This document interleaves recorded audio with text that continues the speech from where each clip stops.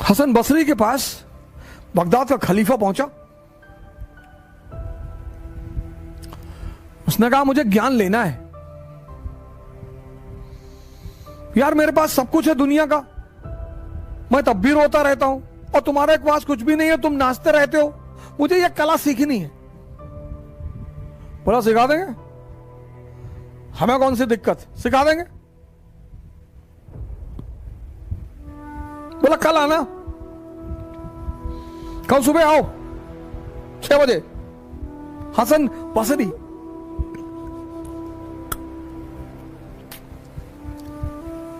खलीफा आया दूसरे दिन सुबह। तो बसरी ने कहा देखो एक शर्त है, पहली शर्त कि जो भी मैं तुमसे कहूंगा वो तुम करोगे, क्रॉस क्वेश्चन नहीं करोगे, और अगर तुम समझ गए तो तुम मेरी वाली अवस्था में आ जाओगे।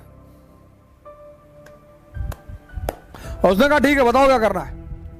तो खलीफा को ले गया एक कुएं पे, वहां एक बाल्टी रखी थी, बाल्टी का नीचे जो था बेस वो था ही नहीं।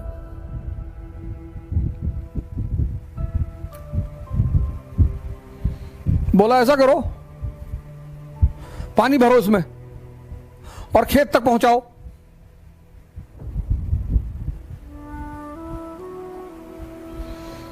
बसरी ने खलीफा से कहा कि ये जो बाल्टी है इसमें पानी भरो और खेत तक पहुंचाओ, नहर में डालो और खेत तक पानी पहुंचे।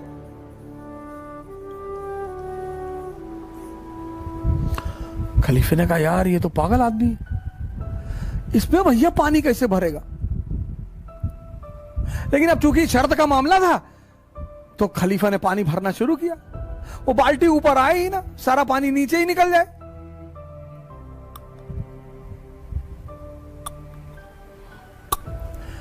तो आधे घंटे बाद खलीफा का धैर्य टूट गया।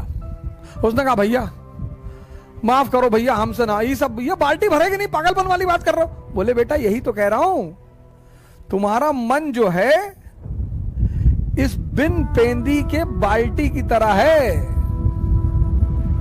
किसी एक स्त्री पर यह नहीं रुकता, किसी एक पुरुष पर यह नहीं रुकता।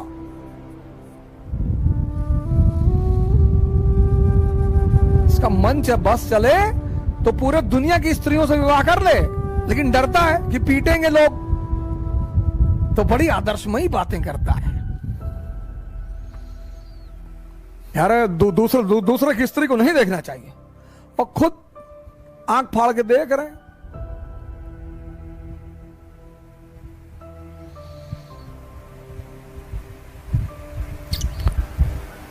अरे भैया हम पैसे के पीछे नहीं भागते, तुम भाग भी नहीं पाओगे ना। पैसे और स्त्री के पीछे भागना एक ताकतवर आदमी का काम है। तुम अपने पीछे तो भाग ही नहीं पाते, उसके पीछे कैसे भागोगे। तो आपकी जो एनर्जी है उसको ये सब चूस लेता है, तो आपकी एनर्जी आपके गोल तक पहुंच ही नहीं पाती। आपको पता ही नहीं चलता कि आप पर डे, आप देखो रात में, शाम को, आज हमारे जो मित्र हैं, भाई बहन हैं, वो क्यों इतना नशा कर रहे हैं, रात में नींद नहीं आती, क्योंकि ये जो है ये सारी एनर्जी को चूस लेता है।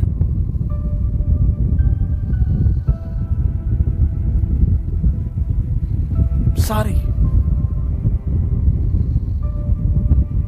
उस एनर्जी को जहां जाना है वो पहुंचती ही नहीं। तो जब एनर्जी अपने गोल तक नहीं पहुंचती तो अचीवमेंट कुछ होगा ही नहीं।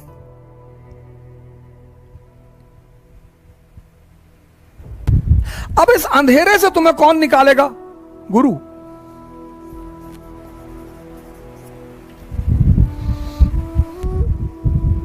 तो ये गुरु क्या करेगा? तुम्हें दीक्षा देगा, और दीक्षा देके तुम्हें कहेगा कि भैया, हां, आपने बोला हां, बोले भैया ध्यान करो।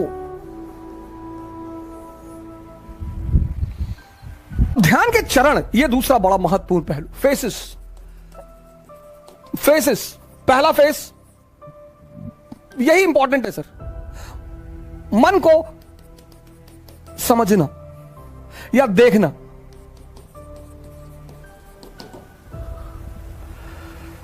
यह पहला बड़ा इंपॉर्टेंट फेस है कि आप देख लें।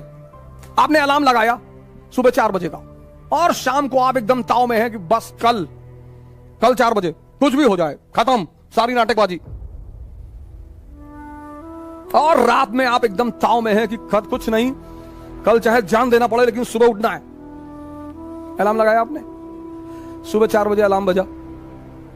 अब आपके इस मन ने यह नहीं कहा कि नहीं उठना है ना, ये तो ये कहेगा ही नहीं, ये इसकी खूबसूरती है सर, ये नहीं कहता ही नहीं। ये आपसे पता क्या कहेगा कि 5 मिनट यार, 5 मिनट में कुछ बिगड़ता है? आपको भी लगता है कि हाँ यार 5 मिनट में क्या 4 बज रहा, 4-5 पे उठ जाएंगे सर। आप इसकी चालाकियां समझो सर।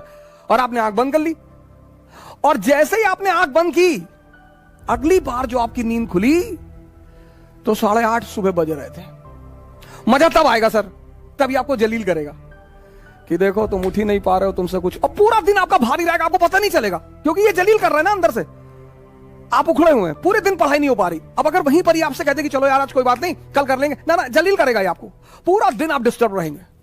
ये बार बार कहता रहेगा 4 बजे उठ ही नहीं पाए, 4 बजे उठ लिए होते तो 5 घंटा पढ़ लिए होते। अरे तो भैया 8:30 बजे से 5 घंटे पढ़ लो, वो करने ही नहीं देगा वो। ये इसकी चालाकियां हैं। इसकी जो चालाकियां हैं सर, उनको देखना बहुत बड़ी बात है। मन को समझना बहुत, यही इसीलिए हिंदुस्तान में एक शब्द है दर्शन। फिलॉसफी के लिए जो हमने वर्ड बनाया है वो है दर्शन, देखकर। Learning by seeing. Western philosophy love for knowledge, उनकी डेफिनेशन अलग है। हमारी फिलॉसफी का जो वर्ड है दर्शन, लर्निंग बाय सीइंग।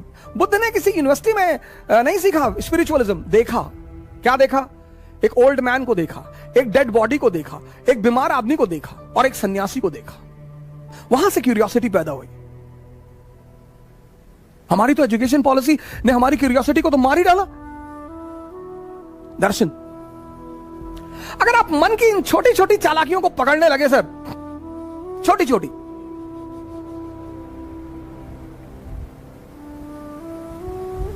वो पहला चरण है सर, फर्स्ट फेज।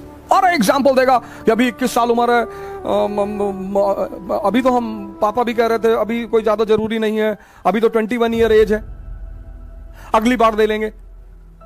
इसके टालने की आदत है सर।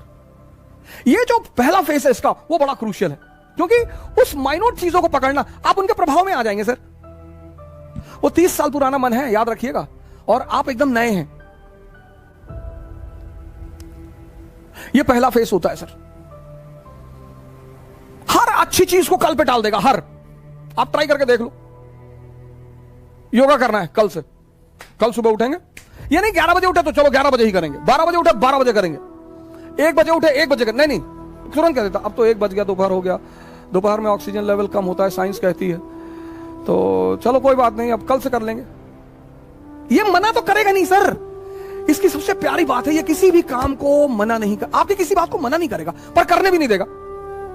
सबसे मजेदार बात, आपकी किसी बात को मना नहीं करेगा, पर सर ये करने नहीं देगा।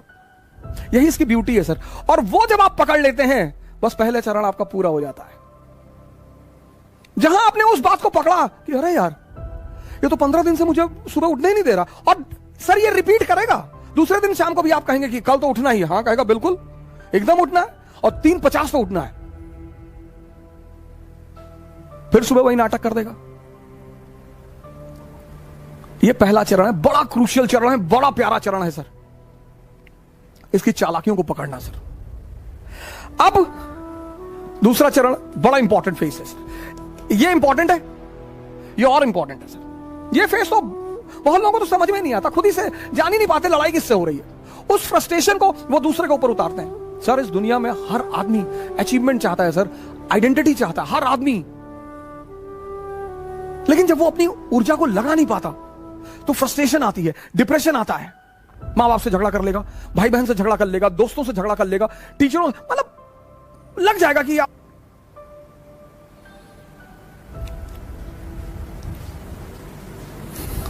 दूसरा फेस। अब मन क्या है, कहां है, यह किसी को नहीं पता सर।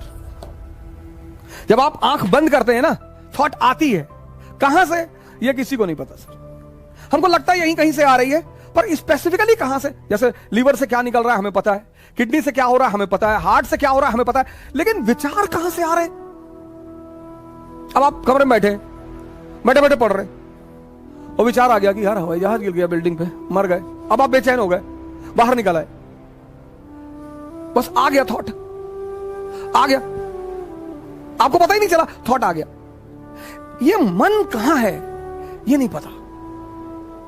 तो जब पता ही नहीं कहां है तो उस पर वर्क कैसे करेंगे?